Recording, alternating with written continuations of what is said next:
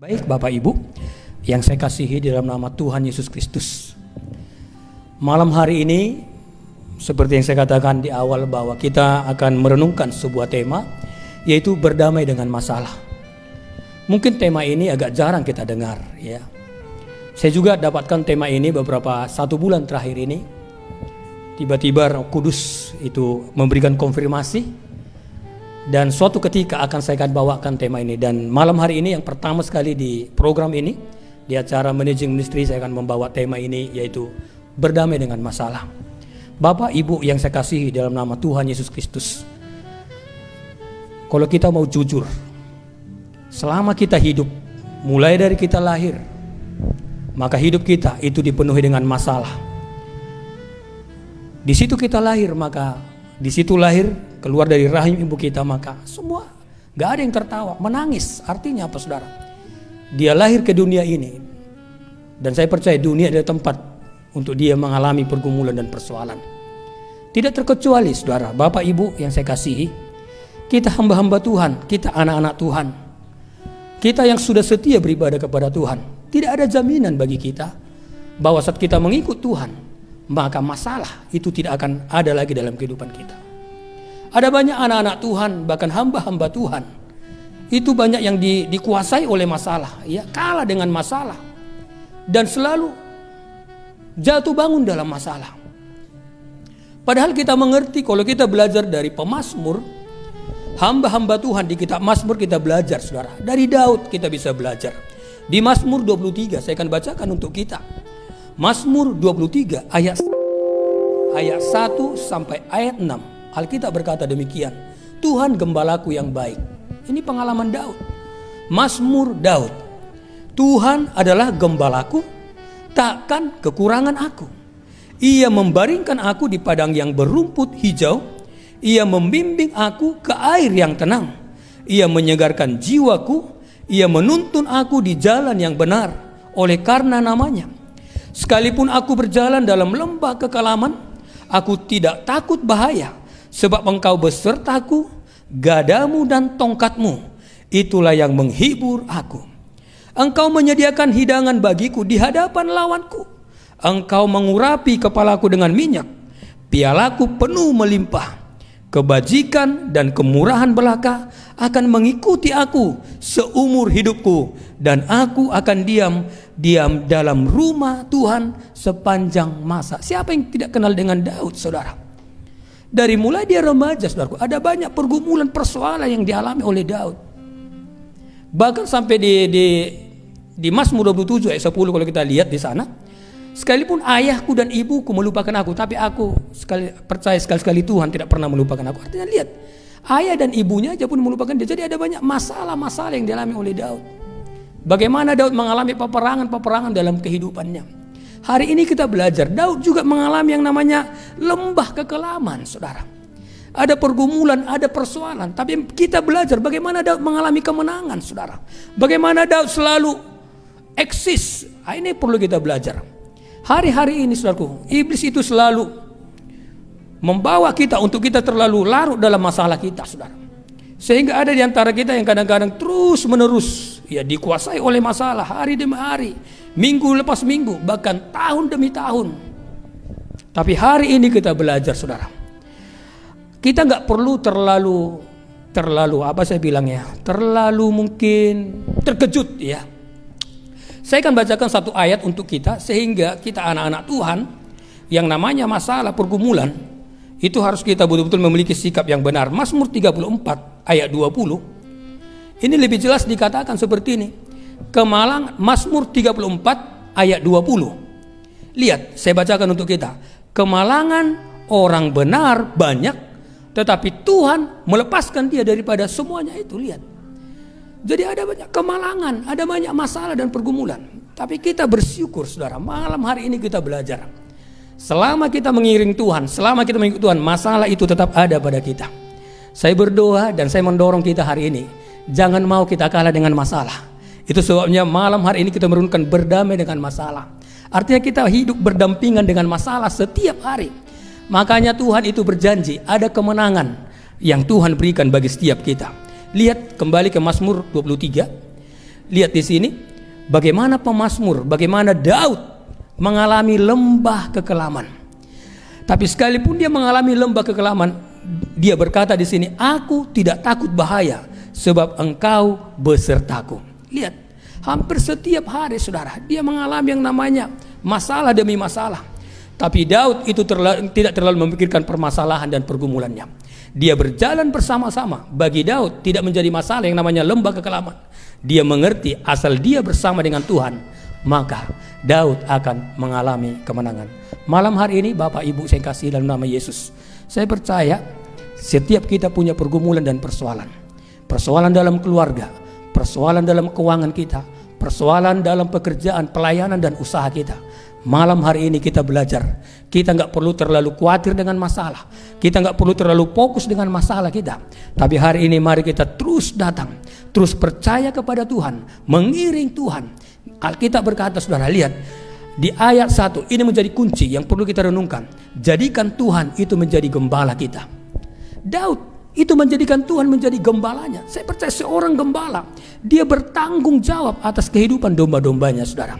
Hari ini saudara, jangan terlalu khawatir tentang makanan dan minuman kita. Saat kita menjadikan Tuhan menjadi gembala kita, maka saya yakin dan percaya masalah, kebutuhan, keperluan kita serahkan kepada Tuhan. Alkitab berkata, saudaraku, Allahku akan memenuhi segala keperluanmu menurut kekayaan di dalam Kristus Yesus. Lihat bagaimana Daud, dia tidak pernah berkekurangan, saudara. Ini luar biasa, saudara. Jadi bagi Daud makanan, minuman itu tidak menjadi pergumulan lagi, tidak menjadi masalah. Tapi Daud terus berjalan bersama-sama dengan Tuhan. Bahkan di ayat 2 dikatakan, ia membaringkan aku di padang yang berumput hijau. Ia membimbing aku ke air yang tenang. Lihat bagaimana Tuhan itu memberkati Daud dengan luar biasa. Ada lembah kekelaman, saudara. Ada lawan-lawan yang ada di hadapan Daud. Tapi di sini kita lihat bagaimana Daud itu mengalami air yang tenang. Dia ada di padang yang berumput hijau. Ayat 3 dikatakan, ia menyegarkan jiwaku. Lihat Daud di tengah-tengah pergumulan dan persoalan, di tengah-tengah lembah kekelaman, Daud itu disegarkan oleh Tuhan. Ada banyak anak-anak Tuhan, saudara. Ada banyak hamba-hamba Tuhan yang terus bergelut dalam masalah, saudara. Sehingga mereka, waktu mereka, energi mereka itu habis hanya memikirkan masalah. Hari ini kita belajar, masalah tetap ada dalam kita, tapi ada kabar baik kepada kita. Tuhan tidak pernah meninggalkan kita. Kita menjadikan Tuhan menjadi gembala kita. Artinya Tuhan bertanggung jawab, berdaulat atas seluruh kehidupan kita. Lihat saudara, Daud mengalami lembah kekelaman setiap saat, saudara. Bagaimana Saul mengejar-ngejar daripada Daud. Tapi Daud tidak pernah stres, dia tidak pernah berputus asa. Dia terus menggantungkan harapannya kepada Tuhan. Beda dengan kita. Kita kadang-kadang terlalu menghabiskan energi kepada masalah kita. Hari ini mari kita belajar, Bapak, Ibu, Saudara. Apapun pergumulan kita, apakah sakit, penyakit, apakah mengenai masa depan, saudara serahkan semua kepada Tuhan. Berjalanlah bersama dengan Tuhan, mengiring Tuhan dengan sungguh-sungguh, mengikut Yesus dengan sungguh-sungguh. Saya percaya, saudara. Alkitab juga berkata di Mazmur 84 ayat 7, kita hanya melewati lembah baka, dan lembah baka akan berubah menjadi tempat yang bermata air. Ini luar biasa. Artinya apa? Selama kita hidup, lembah baka itu selalu ada, saudara. Saudara, kita tahu, kita bisa mendengar hamba-hamba Tuhan, anak-anak Tuhan, belum selesai masalah yang satu, datang masalah yang lain. Artinya apa, saudara? Selama kita hidup di bumi ini, maka selama-lamanya tetap ada masalah, ada pergumulan. Malam hari ini kita masih ada di tengah-tengah pandemi COVID-19, saudara. Ada banyak orang yang sudah bertanya-tanya dengan pandemi ini. Ada banyak orang yang hanya memikirkan bagaimana apa yang sudah lakukan, makan apa, minum apa, terlalu nggak apa-apa, itu penting, saudara. Tapi ada yang jauh lebih penting, saudara. Asal kita sungguh-sungguh mengikut Tuhan, sungguh-sungguh percaya kepada Tuhan, saya kena percaya, maka Tuhan akan melindungi dan menyertai setiap kita. Itu bedanya, saudara. Jadi malam hari ini mari, saudara, apapun pergumulan kita, kita berdamai dan kita yakin dan percaya masalah itu tidak akan membuat kita semakin jauh, tapi masalah itu akan membuat kita semakin dekat dan semakin dekat kepada Tuhan. Ada banyak hamba-hamba Tuhan di Alkitab yang boleh kita pelajari, saudara. Bagaimana Paulus juga. Saudara, kita lihat sebentar di 2 Korintus pasal 4. Paulus seorang hamba Tuhan yang luar biasa. 2 Korintus pasal 4. 2 Korintus pasal 4.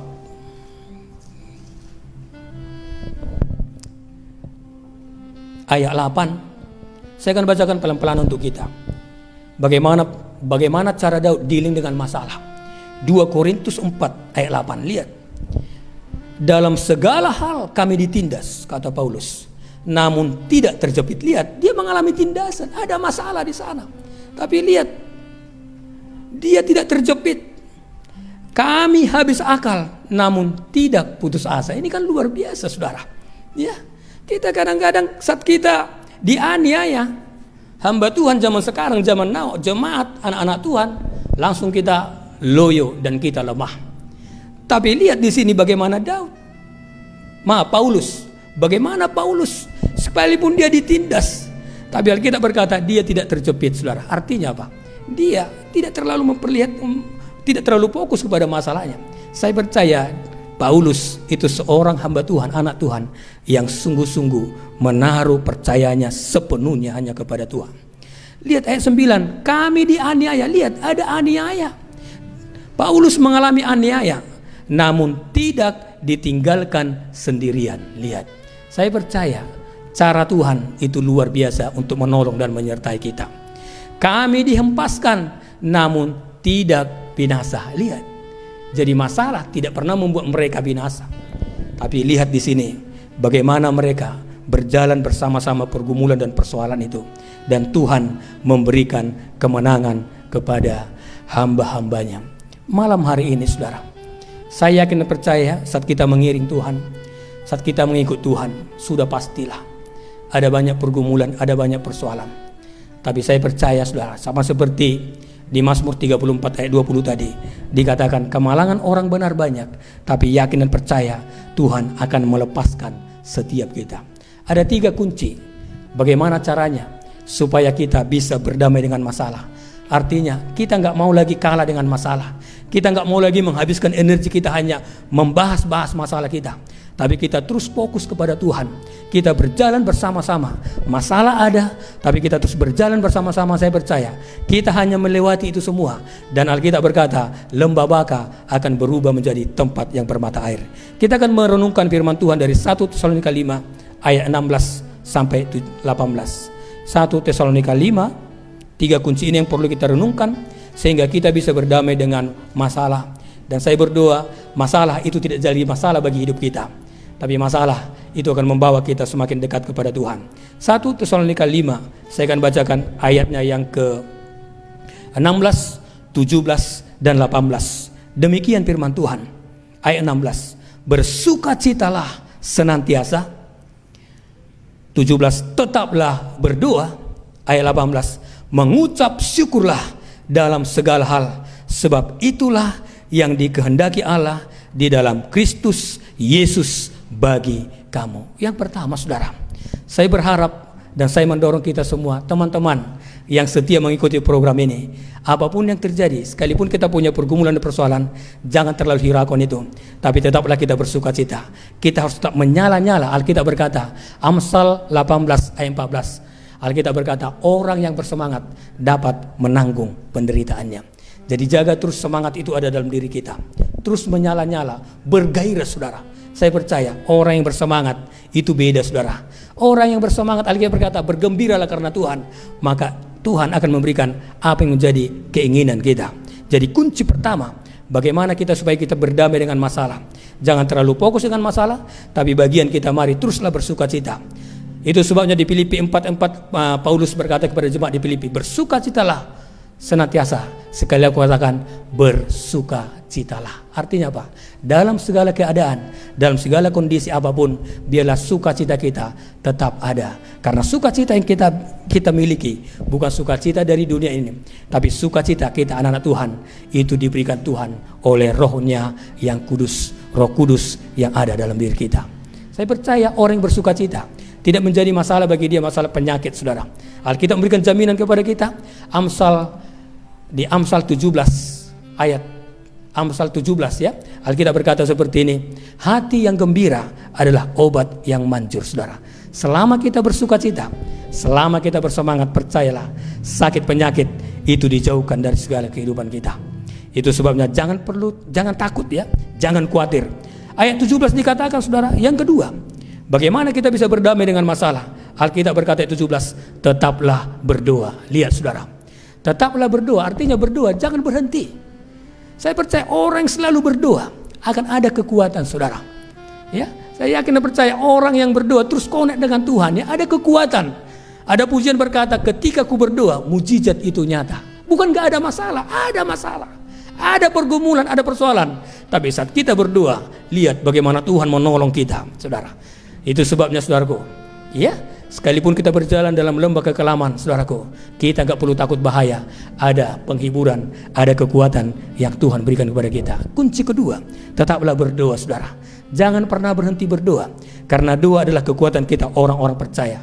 Selama kita berdoa, selama kita terus menyembah Tuhan, saya percaya mujizat selalu ada dalam kehidupan kita. Yang ketiga, bagaimana kita bisa berdamai dengan masalah? Kita enggak pasif, tapi kita harus aktif, saudara. Yang ketiga dikatakan, mengucap syukurlah dalam segala hal. Saudara lihat, ini satu perkataan yang sangat menguatkan kita, saudara.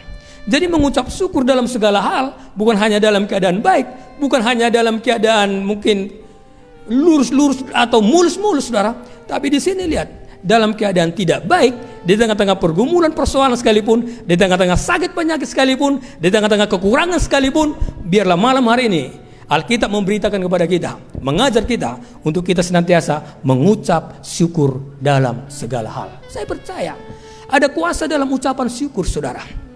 Baru lihat bagaimana Tuhan Yesus bersama dengan murid-murid, ya, banyak orang berbondong-bondong mengikuti pelayanan Tuhan Yesus. Hari sudah jauh malam, tidak ada makanan. Dan Petrus dan kawan-kawan berkata kepada Yesus, suruhlah mereka pulang Tuhan Yesus, karena di sini nggak ada makanan. Apa yang Tuhan katakan? Kamu harus memberi mereka makan. Saya percaya pada saat itu murid-murid pasti dalam keadaan cemas, saudara. Nggak ada makanan di sini Tuhan. Hanya ada 5 roti dan 2 ikan. Saudara lihat, 5 roti 2 ikan diserahkan kepada Tuhan. Dan pada situ Tuhan Yesus mengangkat berkat itu, dan dia mengucap syukur kepada Bapa di surga, dan terjadilah berkat pelipat gandaan. Hari-hari ini kita anak Tuhan, kita harus punya mental yang kuat, saudara. Jangan mau kalah dengan mungkin apapun keadaan kita hari-hari ini. Mungkin kebutuhan sudah menipis, saudara. Mungkin persediaan kita sudah mulai menipis, saudaraku. Kabar baik kepada kita, jangan tinggal diam, jangan bersungut-sungut, tapi ambil keputusan untuk mengucap syukur kepada Tuhan. Saya percaya Tuhan punya 1001 macam cara untuk menolong dan mengangkat anak-anaknya, sehingga masalah kekurangan, masalah kebutuhan itu tidak menjadi masalah lagi bagi kita. Kita berjalan bersama-sama, ya, kita akan berdamai dengan masalah keuangan, masalah mungkin kebutuhan kita. Berjalanlah terus, melayani Tuhanlah dengan sungguh-sungguh, beribadahlah kepada Tuhan dengan sungguh-sungguh. Lihat bagaimana Tuhan akan membela anak-anaknya. Saudara lihat, ada banyak contoh-contoh saat kita mengucap syukur, saudara, ada berkat-berkat yang luar biasa. Bagaimana pengalaman Paulus dan Silas, saudara, di Kisah 16 ayat 23, saat mereka ada dalam penjara, itu masalah. Tapi lihat, sekalipun mereka dalam penjara, ya kan, mereka mengalami kesesakan, lihat ada masalah. Tapi apa iman mereka runtuh? Enggak ada. Apakah mereka meninggalkan Tuhan? Enggak. Lihat Paulus dan Silas dalam keadaan tertekan, dalam keadaan terjepit. Maka pada tengah malam, lihat Paulus itu mengangkat tangan mereka. Mereka mengucap syukur, mereka berdoa, memuji-muji Tuhan. Lihat terjadi kelepasan. Sendi-sendi penjara itu terbuka, saudara. Ini kekuatan dari sebuah ucapan syukur. Hari-hari ini, saudara, jangan terlalu fokus kepada masalah kita, tapi mari kita fokuslah kepada Tuhan. Saya akan percaya, sama seperti di Mazmur 84, kita hanya melewati masalah-masalah kita. Kita akan berjalan bersama dengan masalah kita, dan lihat tiba-tiba masalah lembah baka itu Tuhan ubahkan menjadi tempat yang bermata air. Luar biasa perlindungan Tuhan, jaminan Tuhan atas kita orang-orang percaya.